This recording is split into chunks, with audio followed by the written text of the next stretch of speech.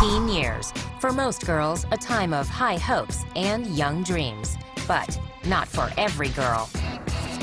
They had taken Linda, wrapped her up in a knife, and they put her into the Subaru. Rebellious acts. Toxic romances. The end result? Lives in ruin. Now your ass is mine, and I'm guaranteeing you I'm no murder you. You had like the American dream and the American nightmare meeting each other on the highway. With rare footage and exclusive interviews from behind bars, we'll reveal shocking stories of teenagers convicted of unthinkable crimes. Really, you could end up here. I want to go home. I really want to go home. When Girls Kill, next.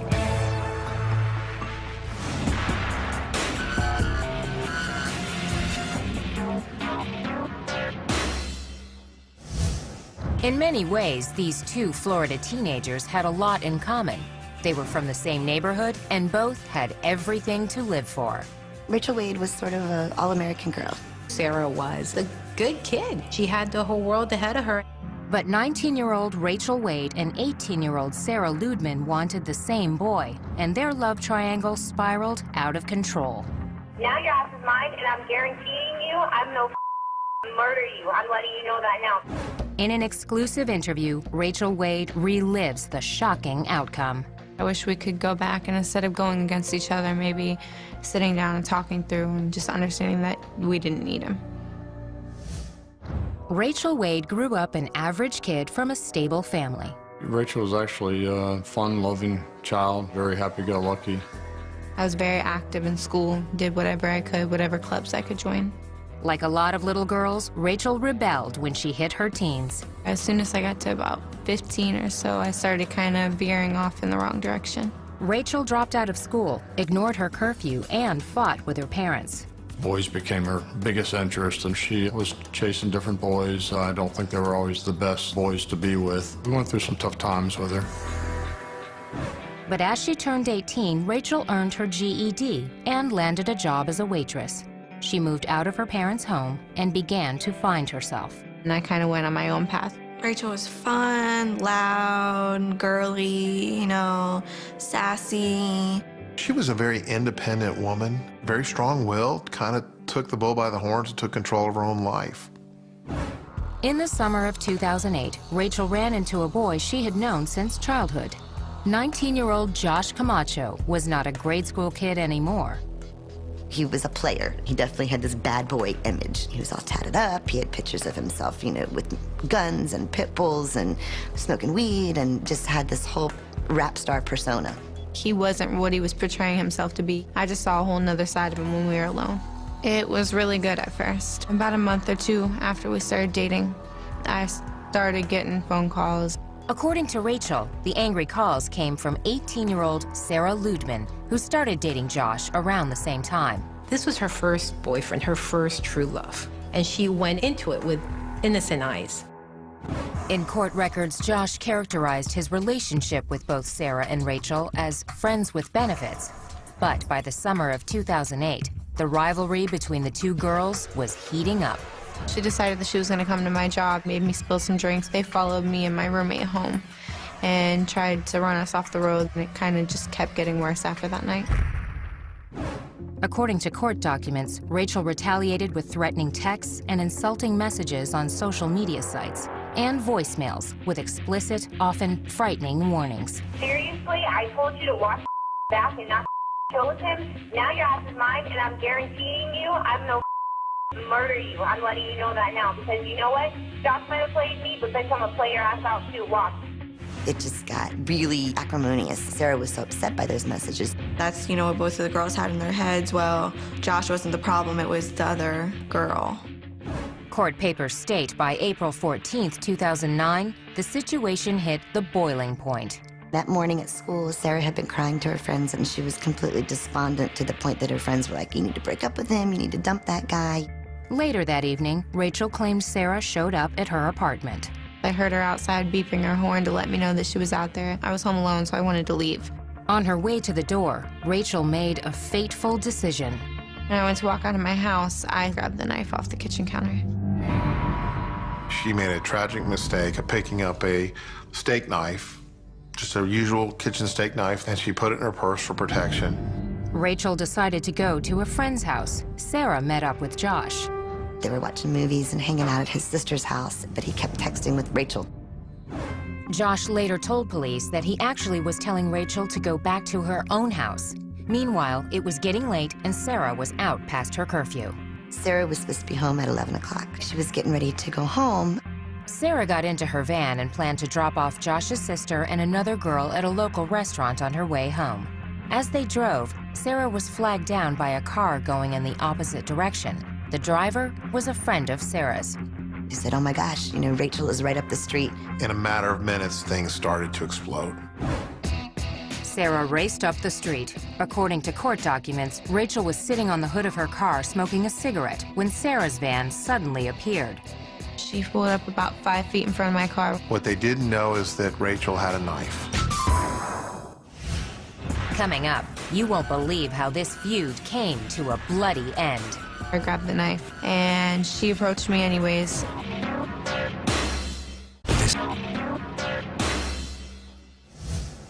At 12:45 a.m. on April 15, 2009, after months of feuding over the same boy, it was finally showdown time between 19-year-old Rachel Wade and 18-year-old Sarah Ludeman. They wanted to confront each other. According to police reports, Rachel sat on the hood of her car as Sarah drove toward her. There were 2 other girls in Sarah's van, including the sister of Josh Camacho, the boy at the center of the triangle. According to court records, Sarah came to a stop just a few feet from her rival. I grabbed the knife, thinking it might scare her off, and she approached me anyways. In court documents, witnesses disagree about who started the fight, but everyone recalls it was over quickly. They fought in the middle of the street for no more than 5 seconds. It was pulling hair, next thing you know, it stops. She hit me 3 or 4 times. I started swinging back. And the next thing I remember, she let go of me and turned around and walked back to her van. Sarah yelled out to her friends. Sarah was screaming for them to get back in the car so they could leave. I just saw blood on the knife. I didn't physically remember stabbing her. I didn't see where she was stabbed. Sarah managed to get to the van and grab her phone. Police reports state that she called Josh Camacho. She said it hurts.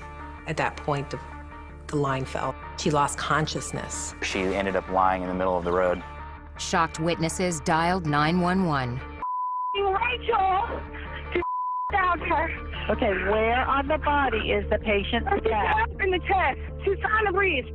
According to police records, Rachel retreated with the knife in her hand. She walked up the driveway and ultimately threw the knife up onto the neighboring residence's roof. Rachel sat on the porch of a nearby home as police and EMTs arrived. They quickly determined Sarah was stabbed twice in the chest. She had a small injury here, stab wound here. She was stabbed right in the heart. It pierced her heart. During the frantic effort to save Sarah's life, Josh Camacho received a call from his sister at the scene. Josh hurried to get there and arrived before Sarah was taken away in an ambulance. But at the hospital, she could not be saved. Sarah was pronounced dead at 2:29 a.m. Detective Mike Lynch was gathering evidence when he learned the case was now a homicide investigation. I ended up finding Rachel sitting in what used to be a bench located in front of the residence. Her demeanor was calm. I was scared, but at the same time, I didn't really know what to think or how to react. Rachel claims she was not aware Sarah was dead when she agreed to be questioned at police headquarters. I wasn't under arrest or anything, so again, I was thinking, you know, maybe it's not that bad. When I was down at the hospital, okay, I saw where she was stabbed at. She made no indication that there had been a stabbing, that there was a knife involved. The detective told Rachel exactly what happened. The next piece of information that you need to know is that she is dead. And she died as a result of these stab wounds. When they told me that she had passed away at the hospital, I kind of lost it. I couldn't believe what they were telling me. The hard truth of her situation became clear when Rachel was charged with second-degree murder. Bail was set at $500,000. If convicted, the 19-year-old faced life in prison. Fact is, she stabbed her and she killed her. For second-degree murder, I didn't have to prove she intended to murder her. Sarah came looking for a fight, so it was apparent to me that this was a good self-defense case. Murder or self-defense. The lines were drawn when the trial began in July 2010. Among the witnesses called by the prosecution, Josh Camacho. His tough bad boy pose was gone. Josh coolly maintained that he had an open relationship with both girls. When he came into court, the appearance was just a little guy. Very quiet, very soft-spoken. He says, I wasn't dating either girl. They're not my girlfriends. After these girls and their friends and their families talked about how he was their whole world and said, I was just sleeping with them. Camacho's testimony was shocking, but the prosecution's most damaging evidence came from Rachel herself, the threatening voicemails Sarah had saved. I'm gonna find you and I'm gonna beat your ass. He can get anything he wants from me. You still got your mommy and daddy's curfew, bitch. Why do you run your mouth and why are you that pathetic? So keep talking, Sarah. I'm gonna teach you it. I'm telling you now. I couldn't believe that it was me. It was out of character for me to say anything like I said to her. Please tell me, Sarah, why you would be a dumbass put a brand new picture of you and Josh at the beach on your MySpace. I'm no murder you. I'm gonna play your ass out too. Watch. You're a fat bitch and I'm gonna kill you. If you're a prosecutor, you don't get a whole lot better evidence than that. In a risky defense move, Rachel took the witness stand and claimed she received similar messages from Sarah. It's a shame that Rachel didn't save voicemails from Sarah with threats, but she didn't. The jury deliberated less than 3 hours. We, the jury, find as follows: ask that the defendant in this case. The defendant is guilty of murder in the second degree as charged. So say we all. Michael Schwartz, foreperson of jury, July 23, 2010. In September, Rachel was back in court for sentencing, and the stakes were high. She could receive life in prison, or get credit for time served as a youthful offender and go free. Sarah's mother, Gay Ludman, wanted the maximum. This is my daughter. She lays in a cemetery. I go visit her there. The judge sentenced Rachel to serve 27 years behind bars. It's a tragedy for both sides. That's all I got to say. Justice has been served. We've lost our daughter as far as having her home with us, but she's still here for us, fortunately, to visit and look forward to someday her coming home. But Sarah's lost. You know, her parents have lost their only daughter. Both parents, I mean, they felt like they did everything they could to be good parents. They'd raised girls that they were proud of. Still, Rachel does have remorse. Not sitting down to talk to Sarah would be my biggest regret. We should have met up and we should have talked. And maybe it should have been him that we confronted. Instead of going after him, maybe walking away from him. No matter what somebody says about you or to you, it's not gonna resolve anything to go out and fight him. And really, you could end up here. Up next, this Kentucky teen called herself the Devil's Daughter and unleashed hell with her group of young followers. I sought out people that had been ostracized.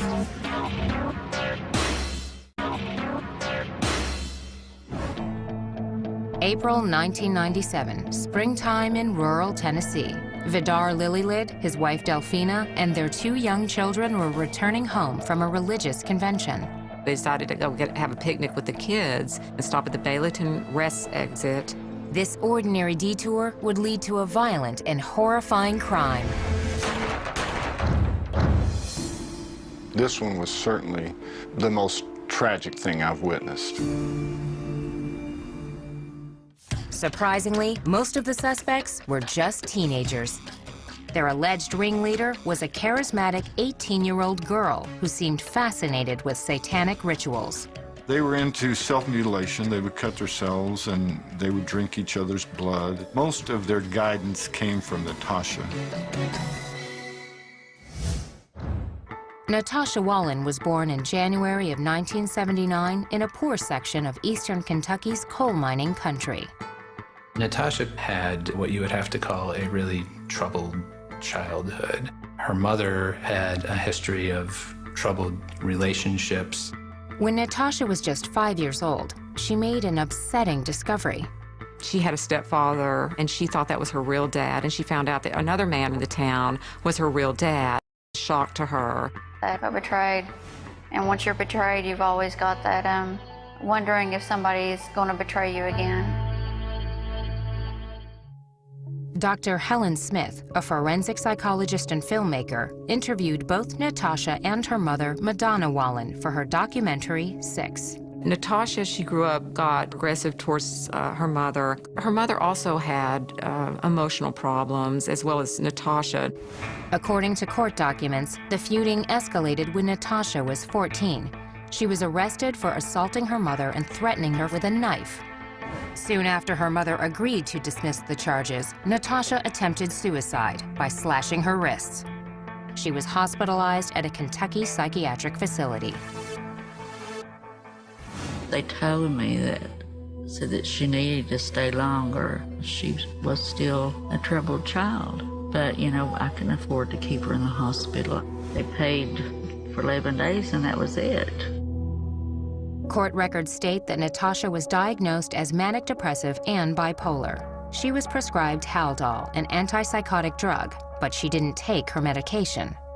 Load them up with pills. That's the answer to everything. Medicate. Court documents state that she did use illegal drugs like cocaine and heroin. Natasha developed a dark fantasy life. According to police, the teenager often signed her name backward as Satan, and she attracted other teenage outcasts. I sought out people that had been ostracized, you know, for one reason or another, from the same people that were condemning me. In her mid-teens, Natasha found love. She was married to a guy named Stephen Cornett, and they got married on her 17th birthday. They had this very sort of elaborate Gothic wedding where everybody was dressed in black. But after a few months, the marriage ended abruptly. But she did keep his last name. Alone, Natasha spent more time with her friends, which included 20-year-old Joe Reisner, 19-year-old Dean Mullins, Crystal Sturgill, who was 18, 17-year-old Karen Howell, and 14-year-old Jason Bryant. According to the Chicago Tribune, on Friday, April 4th, 1997, the group rented a room at a motel in Pikeville, Kentucky. But this was no typical high school party. It was a satanic ritual type situation. There was cutting, there was drinking blood. It was just like something crazy. I don't know. Maybe a way of bonding. A story in the Knoxville News-Sentinel reported that 2 days later, Natasha and friends piled into a small hatchback. They headed south toward New Orleans, armed with a 9mm Smith & Wesson handgun and a .25 caliber semi-automatic pistol. On the afternoon of April 6th, Vidar and Delphina Lillylid and their 2 kids were driving back home to Knoxville after attending a Jehovah's Witness conference in Johnson City. The Lillylid family stopped at this rest area to use the bathroom and to have a little picnic, let the kids run around a little bit. A little while later, a hatchback pulled in and 6 goth teens climbed out. You had like the American dream and the American nightmare meeting each other on the highway. Vidar, who was still probably pumped up from the convention, he thought, well, I'll talk to them about God. According to court testimony, the religious conversation suddenly turned into a carjacking. Joe Reisner is the one who pulled the gun on them. Told them they weren't going to hurt anybody. That's what they told him. Said, we just want your van.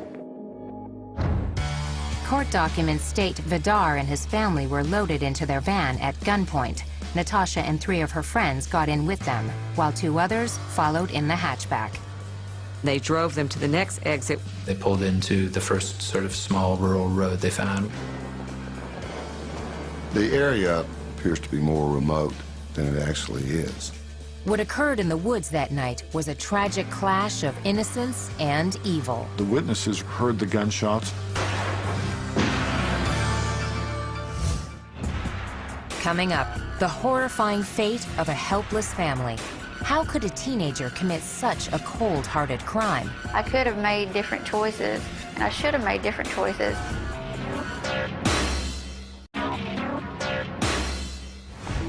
About 8:30 on the night of April 6, 1997, Natasha Cornett and her group of teen outcasts were speeding through Tennessee in a stolen van. Just a few miles away, sheriffs in Greene County responded to a reported disturbance. I received a call of a party going on up here. Might be some shooting. We've seen a little blue car sitting up the road here. The tiny hatchback was empty. I looked out my window and I seen 4 bodies laying over here. The mother and father were dead. They were laying here, and the little girl was sitting over here, and the little boy was here, Kylie, in the ditch, laying on his mama's lap. Vidar and Delphina Lillylid lay in a ditch, both dead from gunshots. Their children, 6-year-old Tabitha and 2-year-old Peter, were critically wounded, but still breathing. EMTs rushed the children to a local hospital. Officials examined the blood-soaked crime scene. The 2 adults, they had 2 wounds in common, bullet holes that formed perfect triangles. Somebody must have intentionally wanted to make a triangle, and they succeeded. The odd chest wounds were not the only gruesome injuries. The father was shot in the left eye. The mother also had 3 other bullet wounds. The next day, Tabitha died in the hospital. 2-year-old Peter still clung to life with gunshot wounds to his chest and right eye. Although the suspects stripped the license plates and contents from the hatchback at the crime scene, they overlooked one clue that led detectives to Kentucky. They left a receipt from Pikeville, and that receipt let the police pretty quickly identify the car, and then they knew who they were looking for. Police launched a nationwide manhunt while Natasha and her friends headed south in the Lillylids van. They felt like they needed to get out of the country. I mean, they had just murdered people. 2 days after the shootings, Natasha and the 5 other young fugitives arrived at the Mexican border near Douglas, Arizona. They were allowed to cross. They had made their way safely into Mexico. According to court testimony, some time after entering the country, the teens encountered Mexican police. After finding a knife in the van, officers ordered the group back to the border. There was an all-points bulletin out for them. But the computers hadn't worked all day. As they approached the border crossing, the system came back online. They had the bad luck being the first car to come through that border crossing station there when the computer came back up. And they were all arrested on the spot. Police reports state the suspects had in their possession Social Security cards and other property belonging to the murder victims. They also had 2 handguns. We, of course, went to Arizona and followed up on all that and found the guns, and they were ballistically matched to the shell casings recovered at the scene and bullets recovered from the bodies. Natasha and the rest of the group were transported back to Tennessee to face formal charges. While in custody, Natasha granted an interview to newsstand tabloid The Weekly World News. Cornett boasted she was Satan's daughter. She said that she believed in ritual murder. Natasha always said afterward that she only gave that interview because that's what this lawyer told her to do, that somehow it was going to help her case to appear insane. Soon after the interview was published, Natasha changed lawyers. Cornett and her 5 co-defendants were each charged with 3 counts of first-degree murder and 1 count of attempted murder. Prosecutors hoped to seek the death penalty, but several defendants claimed that the sole shooter was their youngest accomplice, 14-year-old Jason Bryant. This presented a crucial problem. In Tennessee, juveniles cannot receive the death penalty. With the death penalty ruled out for one prime suspect, prosecutors changed their strategy. We dropped the request for a death penalty. We made them the offer that they could plead guilty to first-degree murder and go before the court to have the court determine whether or not they were to serve life without parole or life. In February 1998, all 6 defendants pled guilty. The following month, they appeared for a dramatic sentencing hearing. 4 of the accused addressed the court. Natasha testified she was no longer the leader after the group left Kentucky. Cornett even maintained she tried to stop the shooting of the Lillylid family. I failed in my attempt to stop the death of them. And that weighed heavily on my conscience. The judge ruled Natasha was, quote, not necessarily a ringleader for the killings, but she was the instigator and the orchestrator of the trip and the things that led to the death of the Lillylids. She was the leader of the group. She used whatever she had available to get them into the group and to keep them in the group. She received the maximum penalty, 3 life sentences without parole for the murders of Vidar, Delfina, and Tabitha Lillylid. The 5 other defendants received the same sentence. Plus, all 6 were given an additional 25 years for the attempted murder of the sole survivor, 2-year-old Peter Lillylid. In a sense, a very real sense, they received a death penalty. They will not leave the penitentiary system until they're dead. For her part, Natasha Cornett maintains that better mental health care might have prevented her unthinkable actions. Taking life is never justifiable. Never. There's always options, there's always choices. And I should have made different choices, but hindsight is great, you know. Next, she was the new kid in town, on her own and looking for friends. Was Charlie Ely an innocent bystander, or part of a sadistic plot to murder a 15-year-old neighbor? And then I heard gunshots. I was like, what the hell is going on?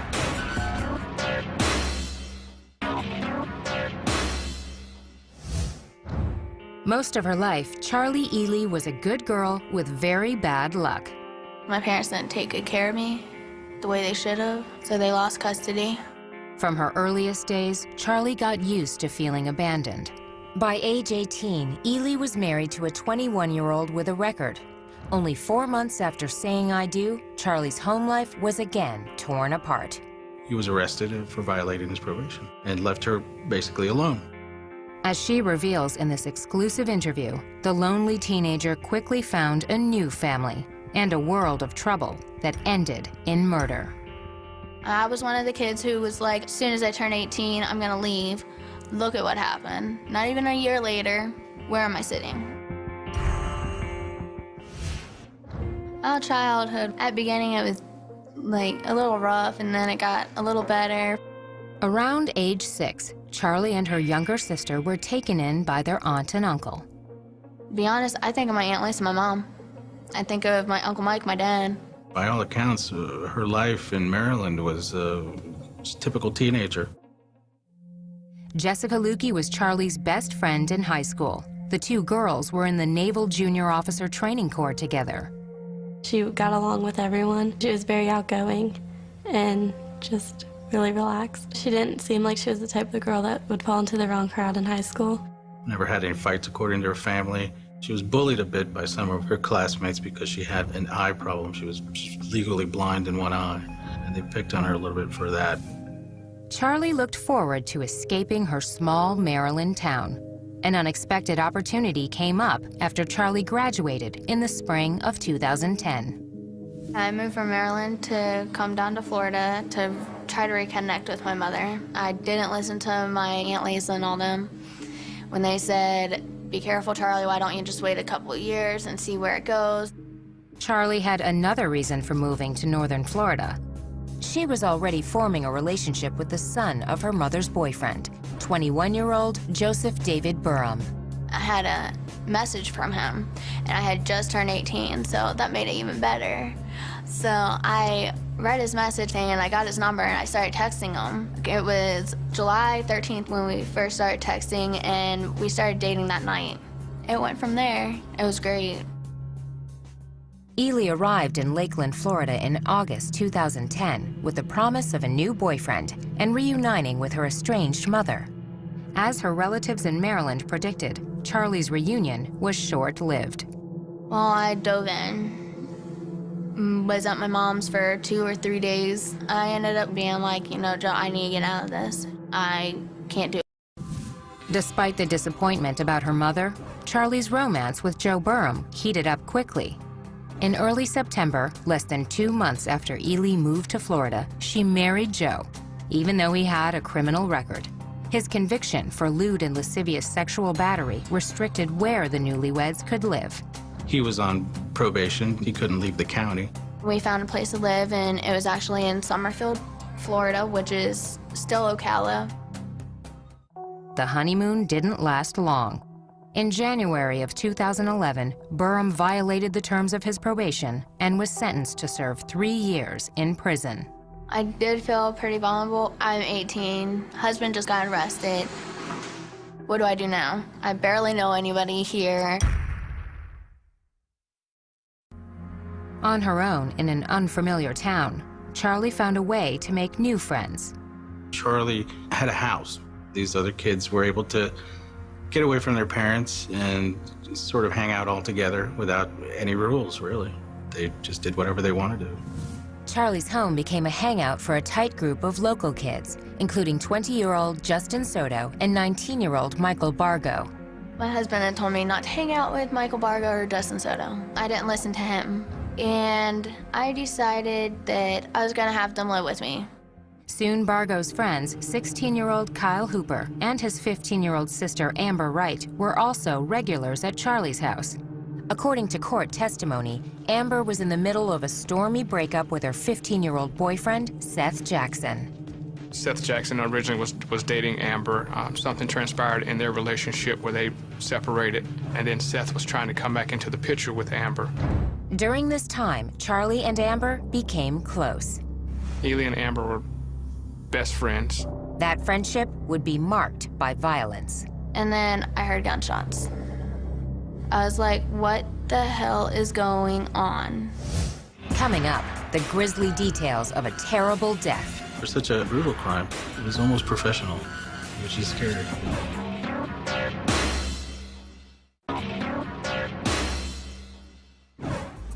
19-year-old Charlie Ely's reunion with her estranged mother fizzled, and her husband was locked up on a parole violation.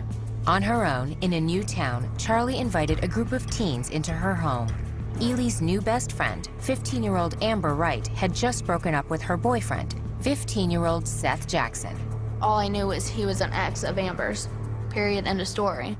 According to police reports, on the night of April 17, 2011, Charlie helped lure Seth to her house. Charlie had told us that when he arrived at the house that she actually opened the door for him. I was like, hey, what's up? What do you need?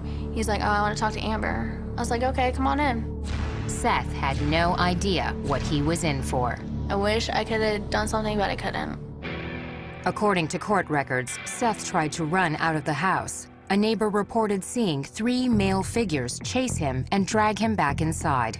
Although the crime happened in her home, Charlie told police she had nothing to do with it. I was like, holy cow. I ran into my room. I didn't know what to do. I heard a few gunshots, door slamming.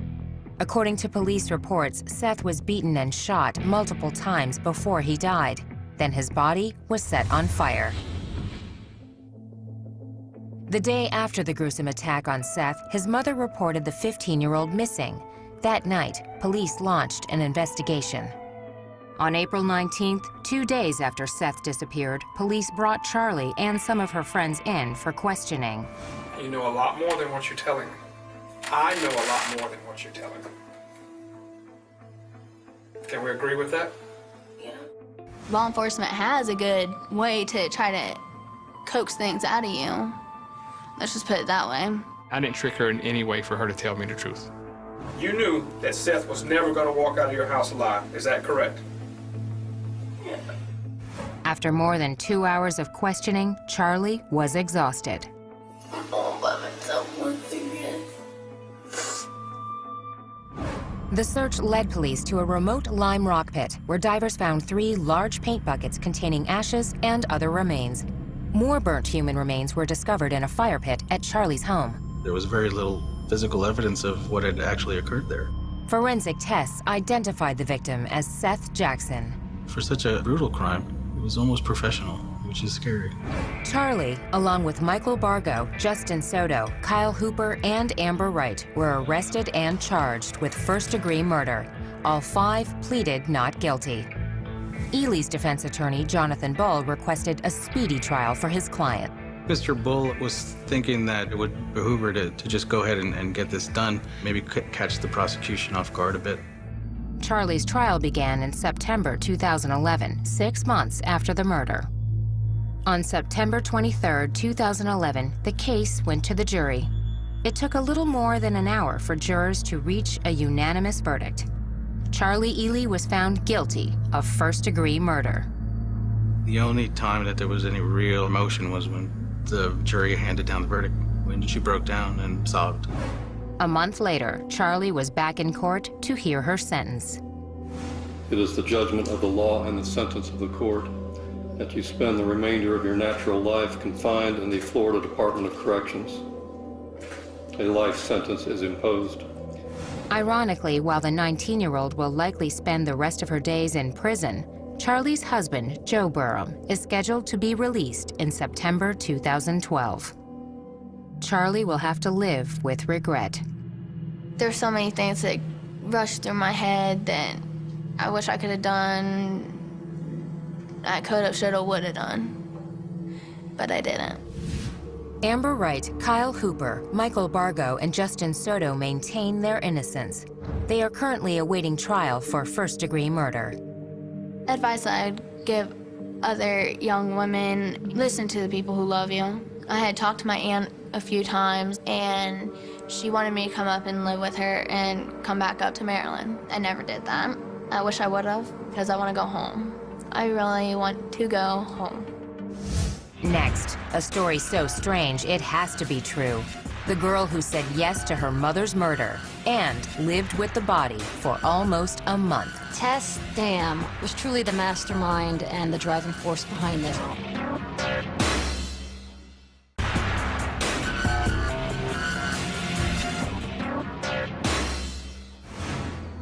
On a cold winter night in February 2007, police in Lafayette, Colorado answered an anonymous call. Officers received the tip that Linda Dam had been murdered. At the home of 52-year-old Linda Dam, police say they found her 15-year-old daughter Tess and Tess's boyfriend, 17-year-old Brian Grove. As more officers arrived, they began to try and develop more information about Linda Dam. Was she safe? Was she still alive? The bizarre answer would generate shocking national headlines. As a child, Tess Dam faced major challenges. Tess Dam grew up without a father. Her father and mother split when she was 2. Linda was very clearly addicted to alcohol, very severely alcoholic. But by all accounts, Tess and her mother enjoyed a close relationship.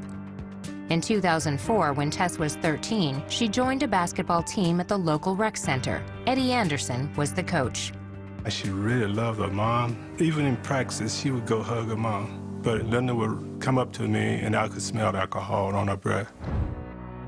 By 2006, things were changing. According to the Rocky Mountain News, on several occasions, Tess was picked up by police for violating curfew. In July, she was escorted home by a cop who was alarmed by Linda Dam's condition. An officer sees Linda stumbling down the stairs. She's visibly intoxicated. Lafayette police say they did try to get social services to intervene. They faxed over the request to the county social services, and apparently the fax never arrived. A few months later, Tess met Brian Grove at an area youth center. According to the Denver Post, by early 2007, Brian was living with Tess in Linda's home. But the young couple wanted a house of their own. They found a model home worth approximately $500,000, and they told their friends they wanted to kill Linda Dam to get the money to buy this house. A 16-year-old friend named Jared Smith described a conversation with Tess and Brian that started at a local restaurant near the end of February 2007. Smith told police Tess and Brian talked about how much they hated Linda. On the drive back to Linda's home, Brian allegedly asked Tess if she wanted him to take care of her mother. Tess said yes. Brian went in the home while Tess and Jared were driving around. Jared Smith said he had no idea what Brian had planned. Brian later admitted that he had tried to strangle Linda, and that didn't work. Once she lost consciousness, he got a knife, drove it into her neck, and so hard that he actually couldn't pull the knife back out again. Got another knife and ended up stabbing her more times until she died. He stabbed her approximately 18 times. According to Jared Smith, Brian called and asked him to come to the house. When Jared arrived, Brian told him that he killed Linda. Jared said he did not want to be involved. Brian told him that he was already involved. Smith claimed he closed his eyes while he helped Brian move Linda's body. They had taken Linda, wrapped her up in a knife, and they put her into the Subaru. Brian then turned to his best friend, 18-year-old Jared Guy, for help. Brian and Guy were both born in India and raised by Colorado families. We considered each other brothers. In his interview with police, Guy offered a different version of Linda Dam's death. He said Brian Grove told him Linda attacked Tess. Grove simply came to her aid. They said it was more of a self-defense kind of thing, that Brian went in and tried to protect Tess. Jared Guy claims he advised Brian to turn himself into police. But after much convincing, Guy agreed to help his friend dispose of Linda's body. Guy told the cops they considered leaving the corpse in a landfill. Instead, they ended up at a local cemetery. The ground was frozen. Brian thought that they hadn't buried her deep enough, so he brought Jared Guy, and they both dug her back up and then drove back to the house. According to police records, Linda's body remained in the car parked in the garage. After the entire incident happened, I was just in shock, and I really just wanted to go back to the happy little life that I'd created for my own self. Brian and Tess lived in the home and played house. She would send him things saying, your wifey did the laundry for you. They bought groceries, they cooked. The young couple also acted like rebellious teenagers. They were having parties at the house, car surfing out in the street, and really up to some pretty wild behavior. But the parties ended with the anonymous call to police on the night of February 27, 2007. Prosecutors believe the tip came from one of Tess's friends. When the police showed up to the house, they were able to find the body in fairly short order. Tess Dam, Brian Grove, and Jared Smith were taken into custody that night. Jared Guy was arrested later that week. Jared Smith was charged with being an accessory to the crime and pleaded guilty. He was sentenced to serve 2 years in juvenile detention. Jared Guy was charged with being an accessory to the crime and to tampering with evidence. He pleaded not guilty to both charges. Several months later, Guy agreed to a deal and pleaded guilty to the tampering charge. He was sentenced to 6 months of work release, followed by 6 months of home detention, then 3 years of probation.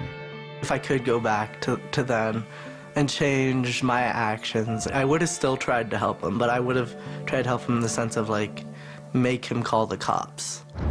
Ultimately, Brian Grove and Tess Dam were each charged with first-degree murder for the death of Linda Dam. Brian copped a plea to second-degree murder. He was sentenced to 40 years in prison. Tess also pleaded guilty to second-degree murder and solicitation of murder. She was ordered to serve 23 years behind bars. Tess Dam will be released before she turns 40 years old. Brian Grove was a hands-on killer, but Tess Dam was truly the mastermind and the driving force behind this. She's the one that told Brian Grove to kill her mother. These teens could have been the girls next door anywhere in America, until fateful decisions turned lives of promise into lives marked by violence and tragedy.